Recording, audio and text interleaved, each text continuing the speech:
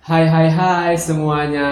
Assalamualaikum warahmatullahi wabarakatuh. Selamat datang di podcast kami yaitu adalah podcast kelompok 3. Di sini adalah ruang diskusi tentang media, masyarakat dan etika. Di mana di sini kita akan banyak-banyak sharing nih tentunya tentang kode etik jurnalistik. Baik, pada hari ini kita akan membahas topik yang sangat penting nih teman-teman. Yang sangat kami pelajari, kami tekuni di perkuliahan kami. Apa sih Bang itu temanya? Yaitu adalah kode etik jurnalistik.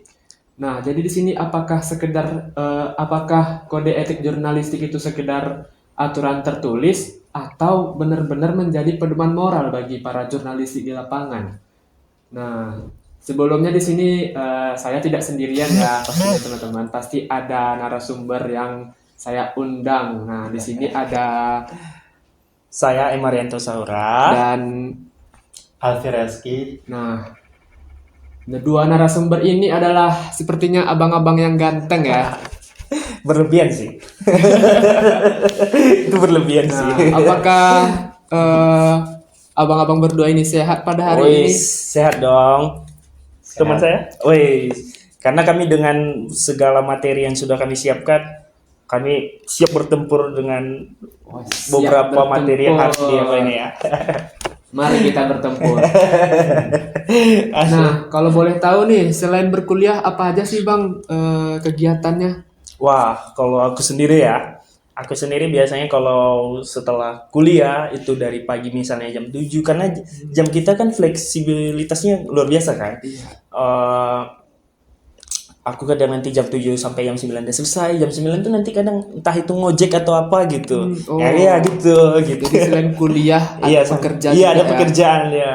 Kalau untuk Alpin sendiri apa saja nih kegiatannya selain berkuliah? Kalau aku mahasiswa kupu-kupu. Mahasiswa Iya. kupu-kupu, kuliah pulang. Ternyata unik-unik ya narasumber kita ini. Selain ganteng ternyata unik juga. Wah. Sepertinya kita terlalu seru perkenalan. Iya, Nah, betul. bolehlah kita kayak masuk ke dalam topiknya ya kan. Ya. Nah, sebelum masuk ke praktiknya, boleh dulu lah nggak kita bahas apa sih sebenarnya kode etik jurnalistik itu? Ya, kode etik jurnalistik itu ya itu judul kita tadi ya. Oke. Eh, Kode etik jurnalistik itu menurut pandangan saya adalah suatu seperangkat landasan moral atau pedoman operasional yang wajib dipatuhi oleh setiap wartawan yang ada di dalamnya ya, dalam suatu perusahaan dalam menjalankan tugas peliputan hingga penulisan berita. Hingga berita itu nanti naik, berita itu disebarluaskan, itu adalah suatu landasan moralnya, ada landasan moralnya. Tujuannya yaitu adalah untuk menegakkan suatu profesionalisme kepada suatu wartawan, kepada seorang jurnalisme di dalamnya, menjaga integritas, menjamin hak publik dan dalam memperoleh suatu informasi yang akurat serta terpercaya. Kalau nggak terpercaya, kalau tidak profesional, tidak mempunyai integritas nih teman-teman dari wartawan tadi, maka apa yang bisa dipercaya oleh masyarakat? Iya juga. Ngapain mereka mengambil suatu berita jika mereka tidak memiliki yang namanya profesionalisme, integritas, atau menjamin suatu hak yang bisa kita percaya di dalam diri mereka gitu. Oh, jadi begitu ya. Iya. Apakah di kode etik jurnalistik ini ada definisinya nih? Nah, definisinya itu tadi pertama saya bilang. Seperangkat aturan moral dan profesional yang mengatur kerja suatu jurnalisme. Di dalamnya itu seperangkat aturannya, di dalam setiap aturan itu kan sudah tertulis dalam aturan pers gitu kan, yang seperti kita ketahui yang telah diajarin oleh dosen kita gitu, oleh Pak Eka gitu.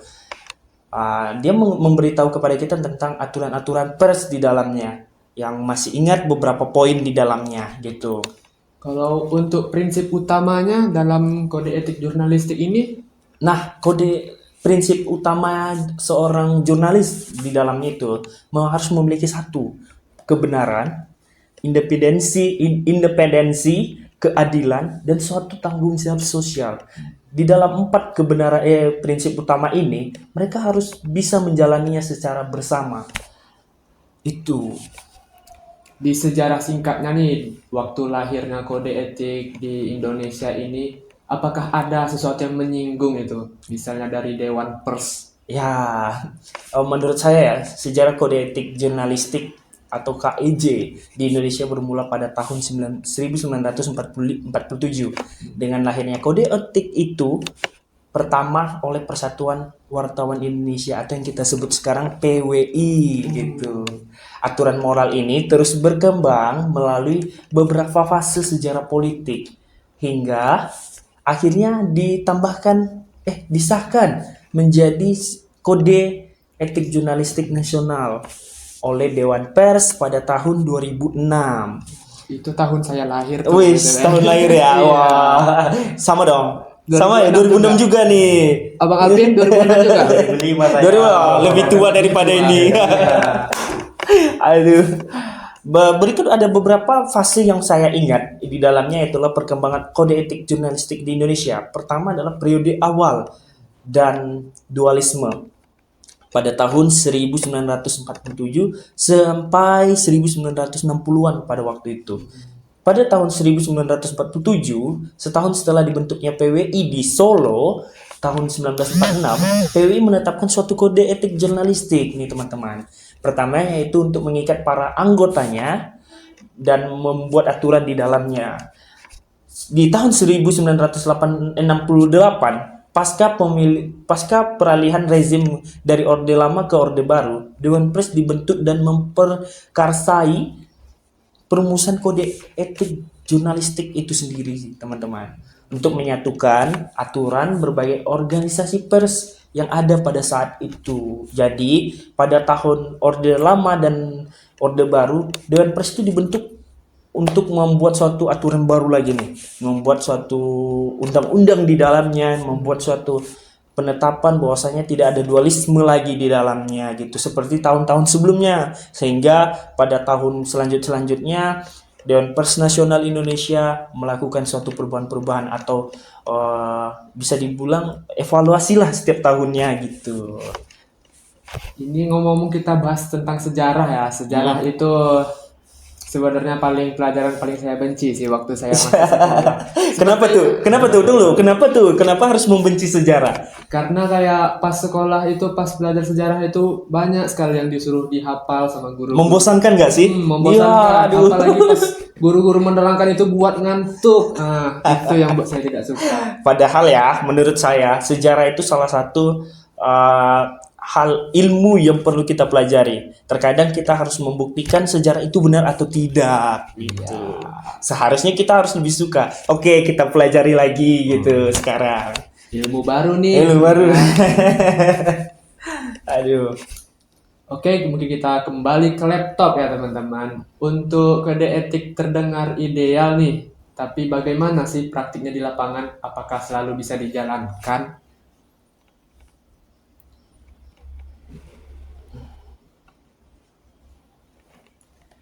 Jujur nggak gampang sih. Di lapangan banyak tantangannya. Kadang ada tekanan dari pemilik media, ada kepentingan politik, belum lagi tuntutan yang harus cepat upload berita. Nah, karena persaingan media sekarang ketat banget, kadang ada yang akhirnya pakai judul clickbait atau buru-buru naik berita tanpa verifikasi yang cukup. Padahal kalau salah informasi dampaknya bisa besar. Jadi, di situ integritas jurnalis benar-benar diuji. Mau tetap pegang prinsip atau ikut arus demi traffic. Oh, jadi nggak gampang ya kalau langsung praktik di lapangan itu sebagai jurnalistik. Jelas ya, menurut saya juga ya, pendapat dari teman saya tadi Alvin, menurut saya itu beberapa kode etik itu terdengar ideal menurut orang. Iya. Tapi harus dikerjakan dengan profesional tadi, dengan definisinya tadi, dengan aturan-aturannya tadi. Karena menurut saya pekerjaan seorang jurnalis itu adalah kerjaan yang mulia menurut saya. Karena apa? Dia harus menyebarkan berita yang sejujur-sejurnya, seada-adanya nih di lapangan dan nyampai ke telinga-telinga masyarakat. Apa yang dilihat masyarakat, apa yang dipandang masyarakat. Karena apa opini masyarakat nanti tergantung dari apa yang dia sebarkan atau yang disampaikan gitu. Nah, jadi bisa dibilang yang profesi jurnalistik ini jujur-jujur lah ya. Iya, menurut saya harus jujur ya. Tapi nggak tahu kalau tahun-tahun yang baru ini modern ini ya. Aku nggak tahu kalau iya. itu ya. Apalagi kita sudah berbasis AI. Iya, berbasis AI. Karena ini katanya tadi kan, dan karena persaingan media sekarang ya ketat banget ya. Itu. Tentang jurnalistik lagi nih, tekanan dari pemilik media, pentingnya politik atau tuntutan kecepatan berita itu apakah Bung Alpin atau Bung Anto bisa menjelaskan? Soalnya saya sedikit bingung di sini.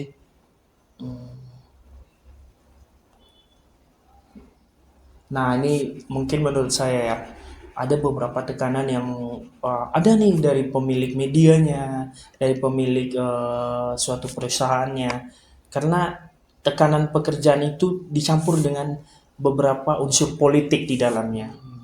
Menurut saya sekarang ini salah satu contoh yang perlu kita bahas yaitu adalah kode etik jurnalistik yang terjadi pada eh, pada Pilpres tahun 2014, yaitu pada era Pak Jokowi dan Bapak Presiden sekarang kita yaitu Bapak Prabowo Subianto gitu. Dan itu beberapa media menekankan kepada jurnalismenya harus fokus kepada satu paslon, dan paslon lain harus fokus disorot sekali gitu. Ibaratnya misalnya contohnya gini nih.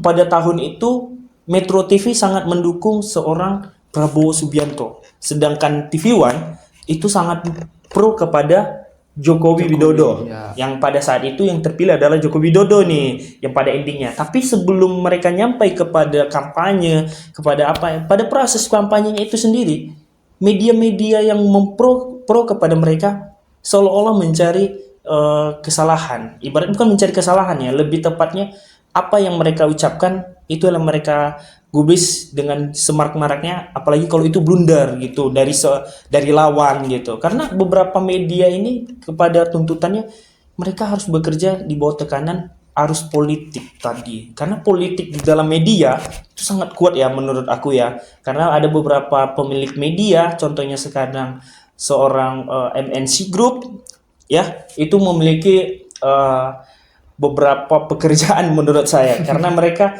memegang TV, memegang suatu perusahaan TV atau media gitu. Tapi mereka juga seorang partai politik dan terjadilah yang namanya beberapa pemikiran penekanan kepada seorang jurnalis di dalamnya. Gitu sih menurut saya ya. Berarti itu menurut Bung Iya, Anto. ya. Untuk Bung Alvin nih, apakah publik juga punya peran dalam menegakkan kode etik ini? Punya banget. Menurut aku, publik juga berpengaruh besar. Soalnya, kalau masyarakat makin kritis, media juga bakal lebih hati-hati. Setuju banget sih itu ya. Misalnya, kita nggak langsung percaya berita viral, cek sumbernya dulu, terus nggak asal share info yang belum jelas. Betul, setuju sih. Karena dari masyarakat itu sendiri ya kan teman, ya kan? Ya. Karena masyarakat sendiri harus lebih kritis nih. Jangan percaya kepada hoax. Itu ingat teman-teman, jangan percaya hoax, jangan gampang percaya hoax, jangan gampang dengan pemberitaan-pemberitaan yang bohong gitu. Harus pandai kita menyaring. Apalagi kita nih sebagai mahasiswa, harus pandai menyaring. Kita mempunyai tingkat literasi yang jauh lebih tinggi kepada masyarakat yang di luar sana. Seharusnya kita menjadi mahasiswa, jadi contoh pedoman, bukan menjadi pelaku untuk menyebarkan hoax itu tadi gitu. Jadi apapun, gak harus jurnalistik itu kita harus jujur. Karena teman-teman ya, kita tuh kayak mencari orang pandai itu di mana-mana ada orang pandai. Ya, setuju. Tapi kita mencari orang jujur tuh belum tentu semua orang itu jujur. Betul. Jadi jago nih apanya berkata-kata nih. Baliklah lagi kita ke laptop ya, pertanyaan selanjutnya. Apakah jurnalistik bisa menyeimbangkan antara kecepatan dan akurasi nih saat di lapangan?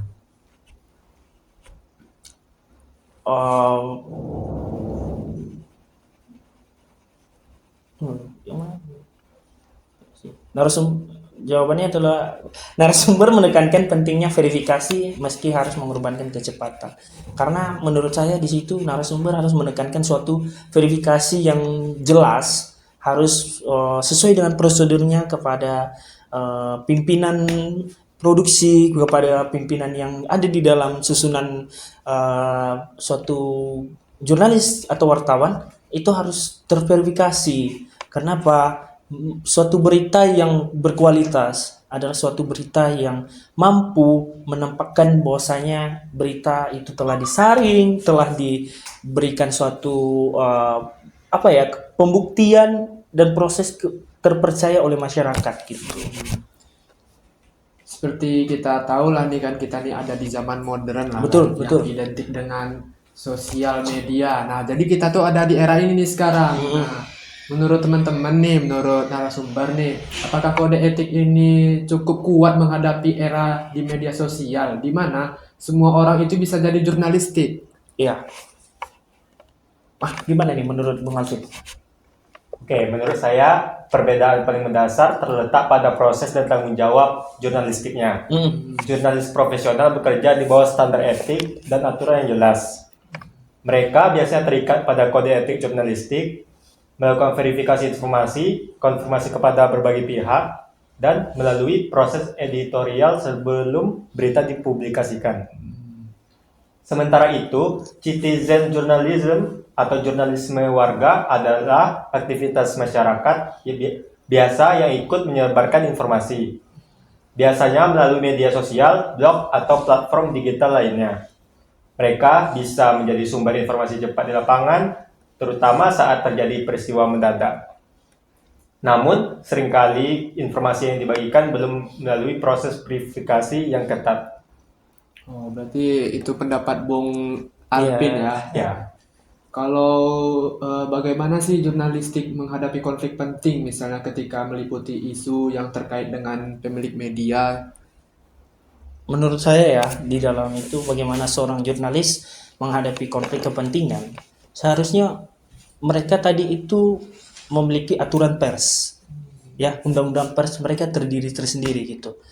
Namun, jika seorang pemilik media tertentu memiliki suatu konflik kepentingan, atau itu tadi kayak seperti yang saya sebutkan tadi ya, seorang bapak pemilik MNC Group, itu bisa kita sebutkan bahwasanya ada konflik kepentingan di dalamnya. Namun seorang jurnalis harus mempunyai independensi atau yang disebut dengan moral, bahwasanya mereka menjaga integritas menjadi seorang jurnalis, tidak harus memihak nih. Tapi saya tidak tahu ya, karena pemikiran setiap orang kan berbeda-beda nih. Iya. Setiap kepala beda, rambut beda, kepala beda, isinya lagi nih gitu. Jadi mungkin pemikiran saya gini, mereka bisa saja memiliki kepentingan tergantung apa yang mereka jalankan dari atasannya gitu. Kalau kita tarik nih dari benang merahnya, kode etik itu bukan sekadar suatu aturan di dalam mereka menjadi seorang jurnalis di dalamnya gitu. Aduh, itu sih menurut saya ya.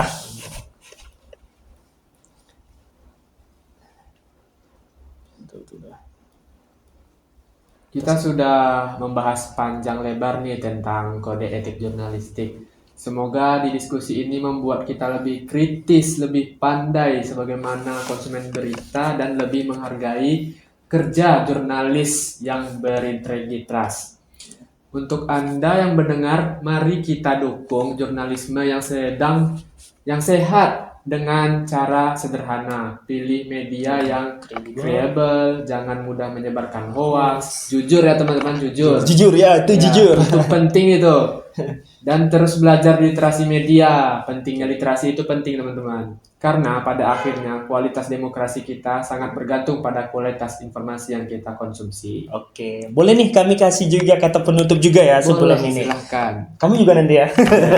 Oke, untuk teman-teman kita yang melihat podcast kami pada hari ini, mungkin beberapa acuan dari pemikiran kami, dari kata-kata kami, mungkin ada yang beberapa yang salah. Mohon maaf sebelumnya. Namun kami hanya mengingatkan kepada teman-teman, media memiliki caranya sendiri untuk menghasut suatu pemikiran masyarakat, atau bisa kita bilang membuat alibi yang luar biasa untuk menyebarkan suatu sebar hoax atau mengadu domba suatu masyarakat yang di dalamnya.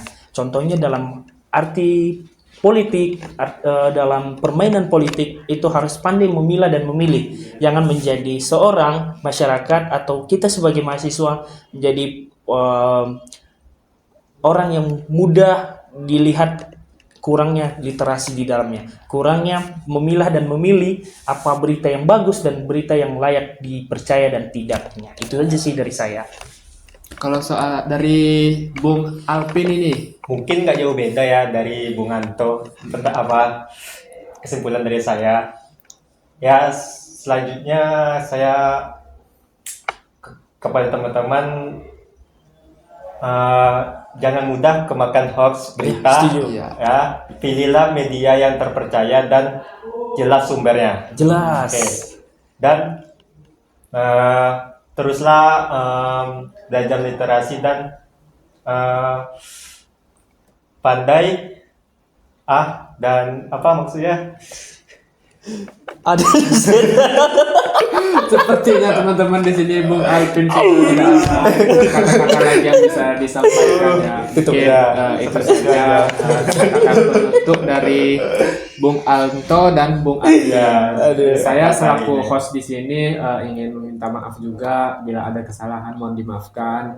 Mungkin itu saja podcast dari kelompok 3. Semoga untuk kedepannya kita semua di sini diberi kesehatan, Amin, amin, amin, amin. diberi rezeki yang lancar. Amin. Mungkin itu saja. Wabillahi taufiq wal hidayah. Wassalamualaikum warahmatullahi wabarakatuh.